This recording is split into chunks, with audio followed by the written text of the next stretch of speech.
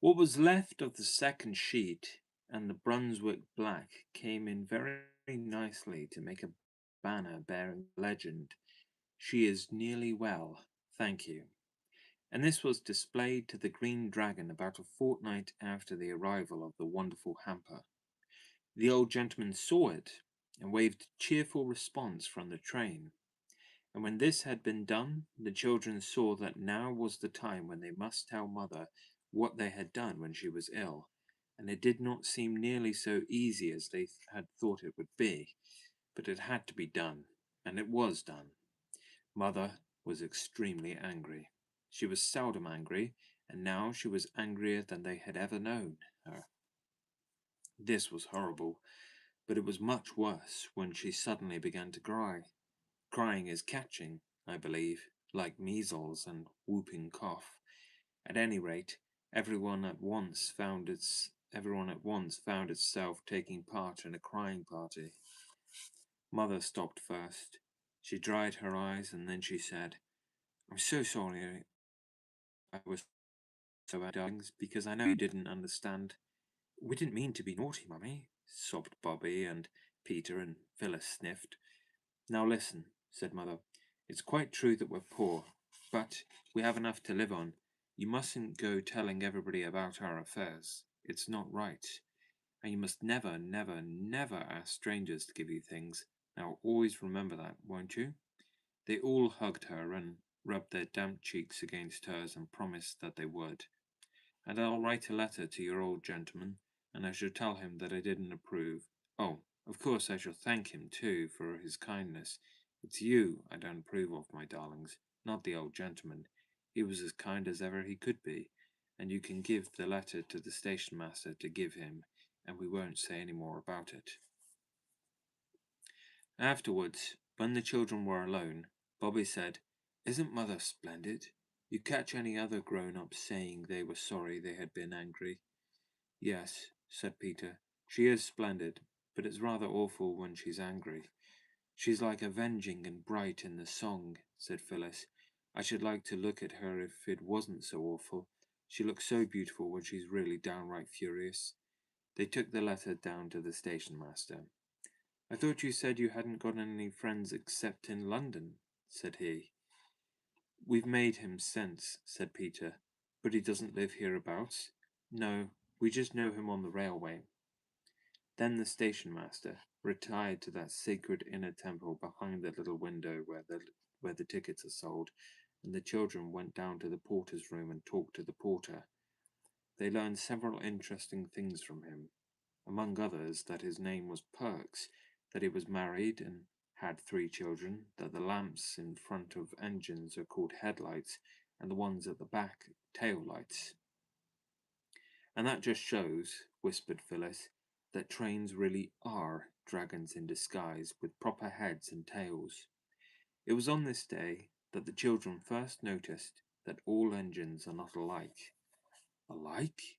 said the porter, whose name was Perks. "Lord love you, no, miss, no more alike nor what you and me are. That little un without a tender as went by just now all on her own, that was a tank, that was. She's off to do some shunting t'other side o' Maidbridge. That's as it might be you, miss. Then there's goods engines, great, strong things with 3 wheels each side, joined with rods to strengthen 'em, as it might be me.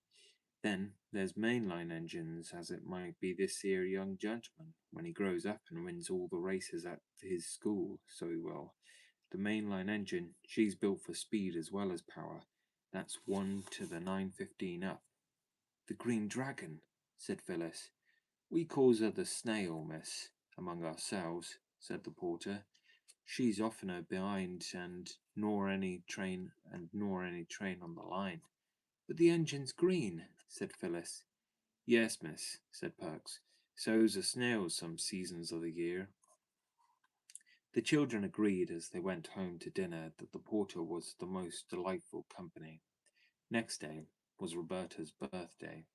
In the afternoon she was politely but firmly requested to get out of the way and keep there till tea time. "You aren't to see what we're going to do till it's done. It's a glorious surprise." said Phyllis, and Roberta went out into the garden all alone.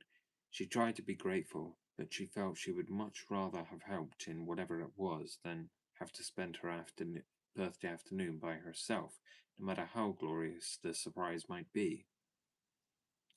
Now that she was alone, she had time to think, and one of the things she thought of most was what Mother had said in one of those feverish nights when her hands were so hot and her eyes so bright.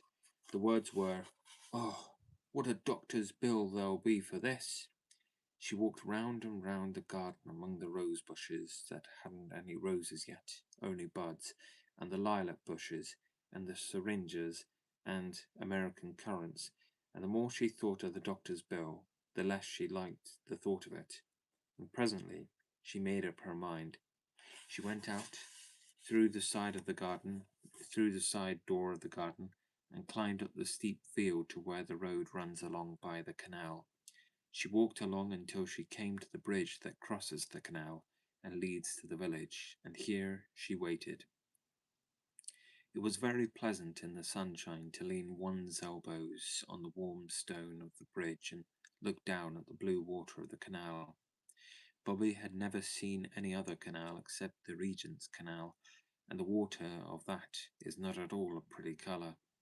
And she had never seen any river at all except the Thames, which also would be all the better if its face was washed. Perhaps the children would have loved the canal as much as the railway, but for two things. One was that they had found the railway first, on that first wonderful morning when the house and the country and the moors and rocks and great hills were all new to them. They had not found the canal till some days later. The other reason was that everyone on the railway had been kind to them, the station master, the porter, and the old gentleman who waved, and the people on the canal were anything but kind. The people on the canal were, of course, the bargees, who steered the slow barges up and down or walked beside the old horses that trampled up the mud of the towing path and strained at the long tow ropes. Peter had once asked one of the bargees the time, and had been told to get out of that in a tone so fierce that he did not stop to say anything about his having just as much right on the towing path as the man himself. Indeed, he did not even think of saying it till some time later.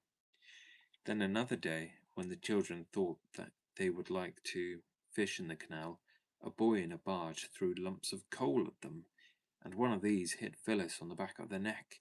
She was just stooping down to tie up her bootlace, and though the coal hardly hurt at all, it made her not care very much about going on fishing. On the bridge, however, Roberta felt quite safe because she could look down on the canal, and if anybody showed signs of meaning to throw coal, she could duck behind the parapet. Presently, there was a sound of wheels, which was just what she expected. The wheels were the wheels of the doctor's dog cart, and in the cart, of course, was the doctor. He pulled up and called out, "Hello, head nurse. Want a lift?" "I wanted to see you," said Bobby. "Your mother's not worse, I hope," said the doctor. "No, but—" "Well, step in then, and we'll go for a drive." Roberta climbed in, and the brown horse was made to run round, which it did not like at all, for it was looking forward to its tea. Its oats. "This is jolly," said Bobby, as the dog cart flew along the road by the canal. "We could throw a stone down any one of your three chimneys," said the doctor as they passed the house. "Yes," said Bobby, "but you'd have to be a jolly good shot." "How do you know I'm not?" said the doctor. "Now then, what's the trouble?" Bobby fidgeted with the hook of the driving apron. "Come, out with it," said the doctor. "It's rather hard, you see," said Bobby, "to out with it because of what Mother said." "What did Mother say?" "She said I wasn't to go telling everyone that we're poor. But you aren't everyone, are you?" "Not at all," said the doctor cheerfully. Well, well, I know doctors are very extravagant, expensive, And Mrs. Viney told me that her doctoring only cost her 2 pence a week because she belonged to a club. Yes? You see, she told me what a good doctor you were, and I asked her how she could afford you, because she's much poorer than we are. I've been in her house and I know. And then she told me about the club, and I thought I'd ask you, and I don't want Mother to be worried. Can't we be in the club too, the same as Mrs. Viney? The doctor was silent. He was rather poor himself, and he had been pleased at getting a new family to attend, so I think his feelings at that minute were rather mixed. You aren't cross with me, are you? Said Bobby in a very small voice. The doctor roused himself. Cross? How could I be? You're a very sensible little woman. Now look here, don't you worry. I'll make it all right with your mother, even if I have to make a special brand new club all for her. Look here, this is where the aqueduct begins. What's an aqua... Uh, what's its name? Asked Bobby. A water bridge, said the doctor. Look. The road rose to a bridge over the canal. To the left was a steep, rocky cliff with trees and shrubs growing in the cracks of the rock, and the canal here left off running along the top of the hill and started to run on a bridge of its own, a great bridge with tall arches that went right across the valley. Bobby drew a long breath.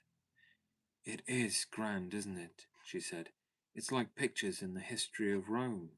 Right, said the doctor. That's just exactly what it is like. The Romans were dead nuts on aqueducts. It's a splendid piece of engineering. I thought engineering was making engines. Ah, there are different sorts of engineering. Making roads and bridges and tunnels is one kind, and making fortifications is another. Well, we must be turning back. And remember, you aren't to worry about doctor's bills, or you'll be ill yourself, and then I'll send you in a bill as long as an aqueduct. When Bobby had parted from the doctor at the top of the field that ran down the road to the Three Chimneys, she could not feel that she had done wrong. She knew that Mother would perhaps think differently, but Bobby felt that, for once, she was the one who was right, and she scrambled down the rocky slope with a really happy feeling. Phyllis and Peter met her at the back door. They were unnaturally clean and neat, and Phyllis had a red bow in her hair. There was only just time for Bobby to make herself tidy and tie up her hair with a blue bow before a little bell rang. There, said Phyllis. That's to show the surprise is ready. Now you wait till the bell rings again, and then you may come into the dining room. So Bobby waited. Tinkle, tinkle, said the little bell, and Bobby went into the dining room, feeling rather shy. Directly she opened the door, she found herself, as it seemed, in a new world of light and flowers and singing. Mother and Peter and Phyllis were standing in a row at the end of the table. The shutters were shut, and there were 12 candles on the table, one for each of Roberta's years. The table was covered with a sort of pattern of flowers, and at Roberta's place was a thick wreath of forget-me-nots and several most interesting little packages. And Mother and Phyllis and Peter were singing to the first part of the tune of St. Patrick's Day. Roberta knew that Mother had written the words on purpose for her birthday. It was a little way of Mother's on birthdays. It had begun on Bobby's 4th birthday when Phyllis was a baby. Bobby remembered learning the verses to say to Father for a surprise. She wondered if Mother had remembered too. The 4-year-old verse had been, Daddy dear, I'm only 4, and I'd rather not be more. 4's the nicest age to be, 2 and 2, and 1 and 3. What I love is 2 and 2, Mother, Peter, Phil, and you. What you love is 1 and 3, Mother, Peter, Phil, and me. Give your little girl a kiss, because she learned and told you this. The song the others were singing now went like this. Our darling Roberta, no sorrow shall hurt her, if we can prevent it, her whole life long. Her birthday's our fete day, we'll make it our great day, and give her our presents, and sing her our song. May pleasures attend her, and may the fates send her the happiest journey along her life's way, with skies bright above her, and dear ones to love her. dear Bob many happy returns of the day.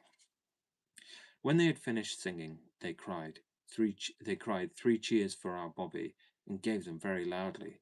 Bobby felt exactly as though she were going to cry. You know that odd feeling in the bridge of your nose and the prickling in your eyelids? But before she had time to begin, they were all kissing and hugging her. Now, now, said Mother, look at your presents. They were very nice presents. There was a green and red needle book that Phyllis had made herself in secret moments.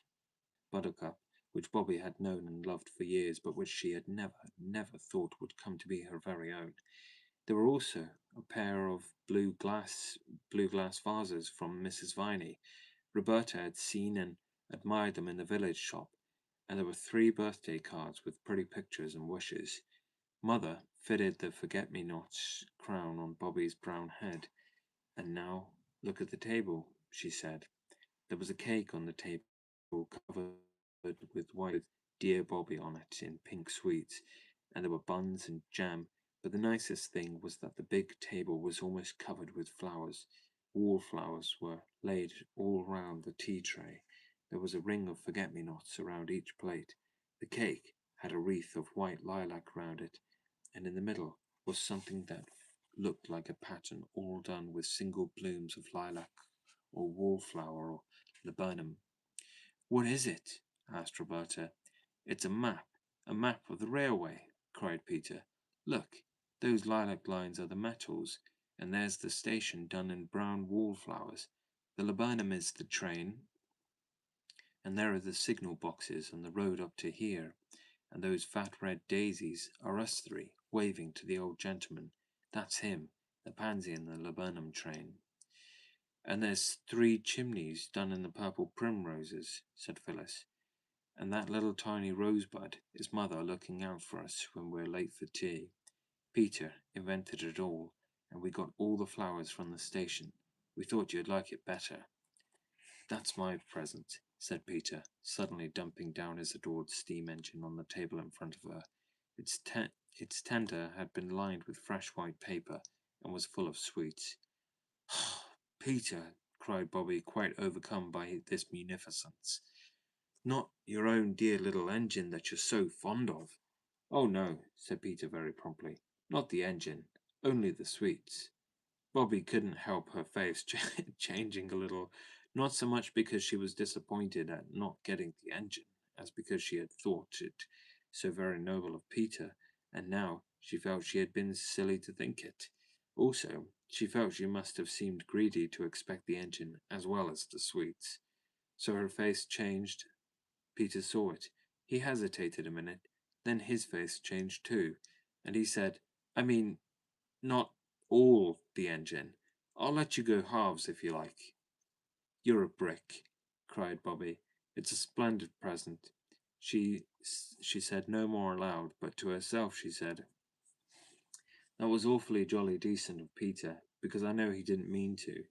Well, the broken half shall be my half of the engine, and I'll get it mended and give it back to Peter for his birthday. Yes, Mother dear, I should like to cut the cake, she added, and tea began. It was a delightful birthday. After tea, Mother played games with them, any game they liked, and of course, their first choice was Blind Man's Buff, in the course of which Bobby's forget-me-not wreath twisted itself crookedly over one of her ears and stayed there. Then, when it was near bedtime and time to calm down, Mother had a lovely new story to read to them. You won't sit up late working, will you, Mother? Bobby asked as they said good night, and Mother said no, she wouldn't. She would only just write to her father and then go to bed.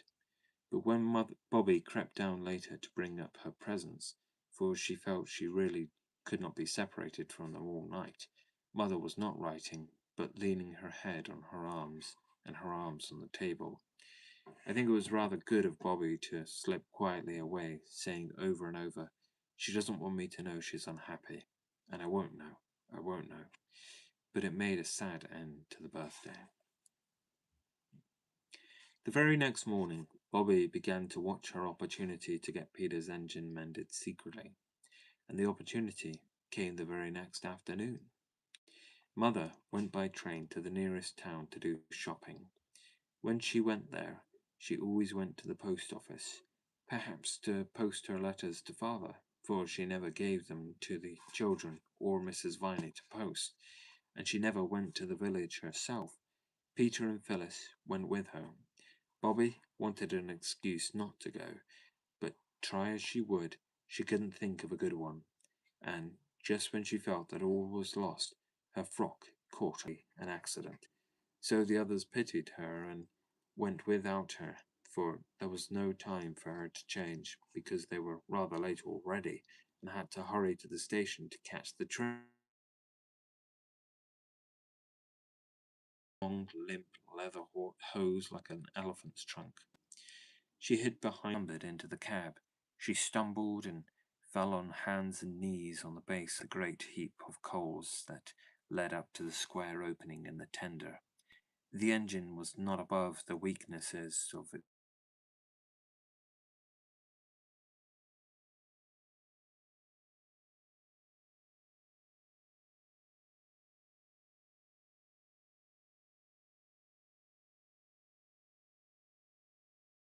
Stopping. Suppose this should be one of them. How would she get home again? She had no money to pay for the return journey. And I've no business here. I'm an engine burglar. That's what I am, she thought. I shouldn't wonder if they should lock me up for this.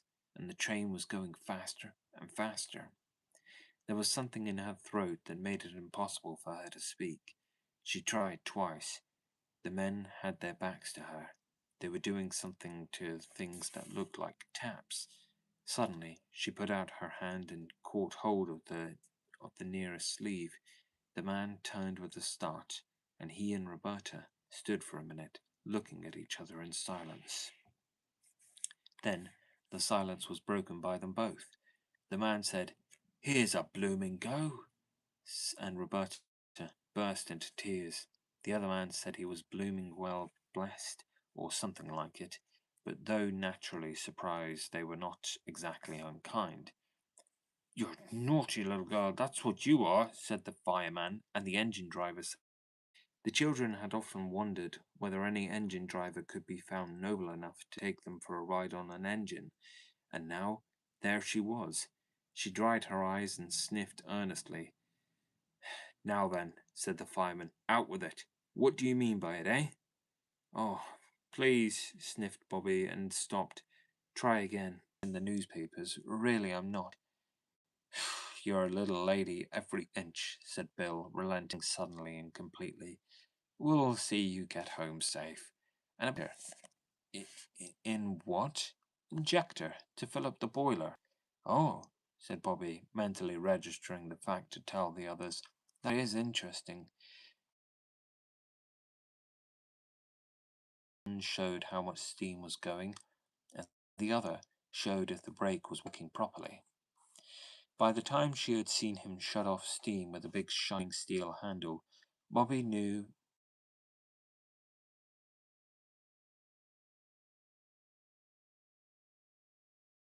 the sacred coals of that tender.